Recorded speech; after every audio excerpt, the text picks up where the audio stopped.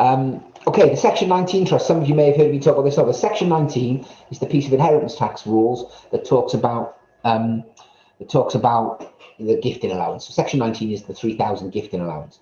So let's take an example of a married couple, 65 years of age, let's say, at good health. Mr. and Mrs. Miggins here could be putting £3,000 each into a Section 19 trust, and in that trust they could buy some life insurance. So on their demise, these are based on, like say, an average 65-year-old non-smoker, but they could buy £300,000 plus worth of legacy for their children or grandchildren. You just play that maths through.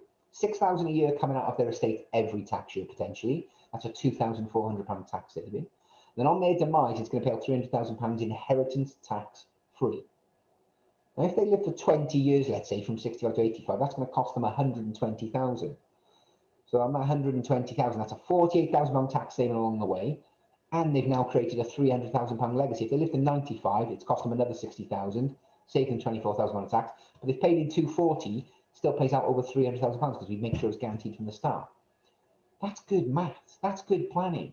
But most people don't use the 3,000 pound allowance because it's such a small amount. They think if they drop it into their kids or grandkids now, it's not going to make enough of a difference. Well, put it somewhere so you're using it every year. I remember I spoke to someone, I think he was a journalist from the Guardian, Independent, sorry, a couple of years ago, and he was asking me about tax allowances. And he was expecting me to talk about the usual ISA and pension ones, and I said, well, I don't think you guys in the press talk about this one enough, if at all. Why wouldn't you put 3,000 each year into a trust, or give it to your kids by all means if it'll make a difference, build it up into a legacy and provide a tax-free guaranteed return in the future when something happens to you? Because unfortunately you are going to pass, so let's create a tax-free legacy.